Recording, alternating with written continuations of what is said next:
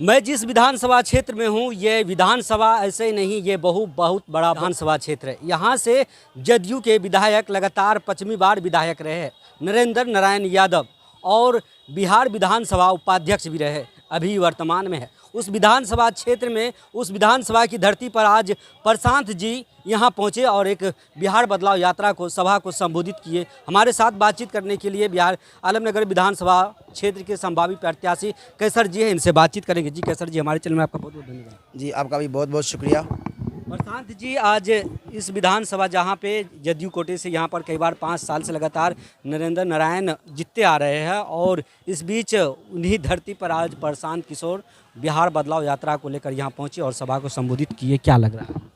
बिल्कुल, ये जो है बदलाव की आंधी है। अब पूरे बिहार में इसी तरह से हर जगह लोग बदलाव चाह रहे हैं। आदरणीय मसीहा प्रशांत किशोर जी का इस आलमनगर की धरती पर जो कदम पड़ा, ये आलमनगर विधानसभा के क्षेत्र के लोगों के लिए बड़े ही गौरव और सम्मान की बात है। कहीं न कहीं अब बदलाव लोग चाह रहा है। आलमनगर विधानसभा में प्रशांत जी ने अभी आपने देखा कि बड़े ही विशाल रैली को संबोधित किया। लोगों को पैर रखने की जगह नहीं थी, यहाँ पर खचाखच लोग भरे हुए थे। तो लोग अब सुनने के लिए आ रहे हैं। लोग ये पलायन से त्रस्त हैं, लोग अपने हर चीज़ से परेशान है, यहाँ तक कि अपनी निजी जीवन से। इसलिए लोग बदलाव चाह रहा है। प्रशांत जी का आना हम लोगों के लिए बड़े ही उत्साह की बात है।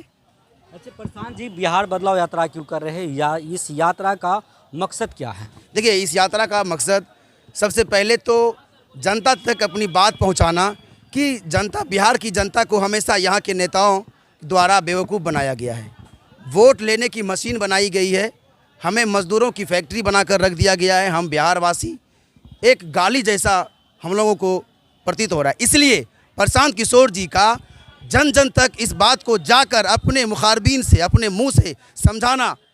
हालांकि कौन नहीं जानता है कि प्रशांत किशोर बड़े बड़े नेताओं को जो है अपना इंटरव्यू, अपना जो है क्या कहते हैं राय मशवरा उनसे जो है वो लेते हैं। यानी कि प्रशांत किशोर जी अपने आप में इतनी बड़ी शख्सियत हैं कि भारत की राजनीति प्रशांत किशोर ने यूँ कहें कि अपने हाथों में रखते हैं। तो प्रशांत किशोर जी ने काफ़ी कोशिश किया। अब उनका तो स्पष्ट कहना होता है, आप देखते हैं हर एक इंटरव्यू में वो कहते हैं कि मैंने सभी नेताओं को जिताया, मैंने कंधे में कंधा मिलाया, 12 से ज़्यादा मुख्यमंत्री बनने में हमने कंधा लगाया, लेकिन बिहार नहीं बदला, देश नहीं बदला। इसीलिए प्रशांत किशोर जी का ये बिहार बदलाव जो यात्रा है, सभा है, ये जन जन तक ले जाने की जो कोशिश है, एक एक व्यक्ति तक प्रशांत किशोर जी अपनी बात रखना चाहते हैं। और बिहार की जनता जैसे कि बड़े बड़े नेताओं को अपना राय मशविरा, सजेशन दे करके उनकी किस्मत को बदलने का काम किया है, तो बिहार की जनता को भी इसी तरह बिहार की जनता की किस्मत कैसे बदले, यही मकसद है। आपने कहा कि प्रशांत जी बड़े बड़े नेता को राय मशवरा देते हैं और लोगों को मुख्यमंत्री से प्रधानमंत्री भी बनाते हैं। इस बार उनकी बारी है, बिहार विधानसभा चुनाव है, आगे चुनाव है। इस बार वो भी चुनाव लड़ रहे हैं, वो भी 243 सीट पर। क्या लगता है वो अपने पार्टी को कितने दमखम से जिताएंगे और विधानसभा अपने पार्टी को भेजेंगे? देखिए, 2/3 बहुमत से बिहार में जनसुराज पार्टी की सरकार बनने जा रही है। हम आपको, आपके दर्शकों को बता दें कि जनसुराज पार्टी जिस तरीके से, जिस जुनून के साथ, अपने होमवर्क, टीम वर्क के साथ काम कर रही है, ये आम जनता को अभी तक इस बारे में खबर नहीं है। लेकिन इस बात की उम्मीद है, मैं आपके चैनल से आपके दर्शकों को भरोसा दिलाता हूं कि चुनाव आने से पहले बिहार की जनता जो है वो इस बात को अच्छी तरह से जान जाएगी कि असल में हमारा उद्धार कौन कर सकता है, असल में हमें इस गर्त से कौन निकाल सकता है। इसीलिए बिहार में 2/3 बहुमत से जनसुराज पार्टी की सरकार बनने जा रही है। जिस तरह से आपने यहाँ पे आलमनगर में देखे कि भीड़ है, क्या ये भीड़ में कुछ पैसे पे लाए गए थे, या कुछ लोग छेला बिहारी जी को सुनने के लिए आए थे कि प्रशांत जी के सभा को सुनने के लिए? जी बिल्कुल नहीं।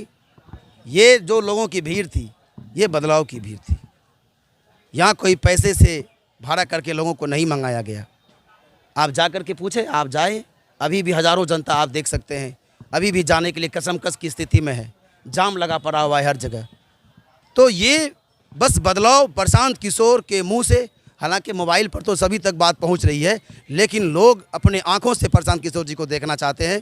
और इसीलिए और सुनना चाहते हैं कि वाकई क्या वो जो बात करता है बदलाव की, क्या वो हकीकत में मैं अपनी आंखों से, इसीलिए लोग आते हैं।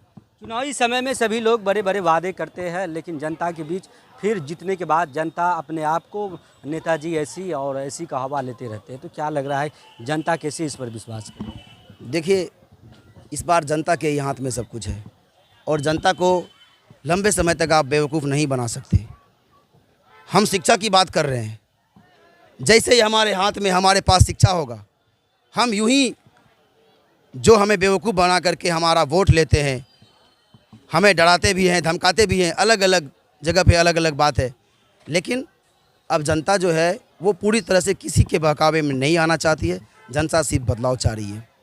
क्या लग रहा है 25 सालों से यहाँ पे 35 साल से देख रहे हैं कि जदयू कोटे से विधायक नरेंद्र नारायण यादव जी लगातार जीतते आ रहे हैं, उसी बीच आप लोग भी चुनाव लड़ रहे हैं।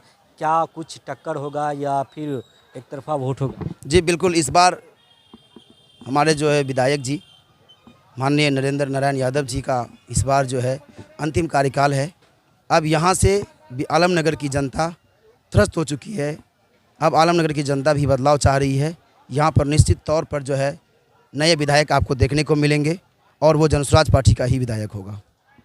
चलिए, हमारे साथ बातचीत कर रहे थे आलमनगर विधानसभा क्षेत्र की संभावित प्रत्याशी कैसर आलम जी, जो आलमनगर से अभी जनसुराज पार्टी से संभावित प्रत्याशी है। इन्होंने कहा कि जो 35 साल से माननीय विधायक नरेंद्र नारायण यादव जी रह चुके हैं, उसके अब कार्यकाल समाप्त होने वाला है और इस बार आलमनगर की धरती पर, इस धरती से नए विधायक के रूप में जनसुराज पार्टी के एक लीडर जो विधानसभा जाएंगे और यहाँ की बात को रखेंगे। बहरहाल इस वीडियो के बारे में आप लोग क्या कुछ जानकारी देना चाहते हैं और क्या कुछ कहना चाहते हैं और वीडियो को कहाँ से देख रहे हैं, तो अपनी राय जरूर दें। मिलते हैं अगले वीडियो में। जय हिंद, जय बिहार।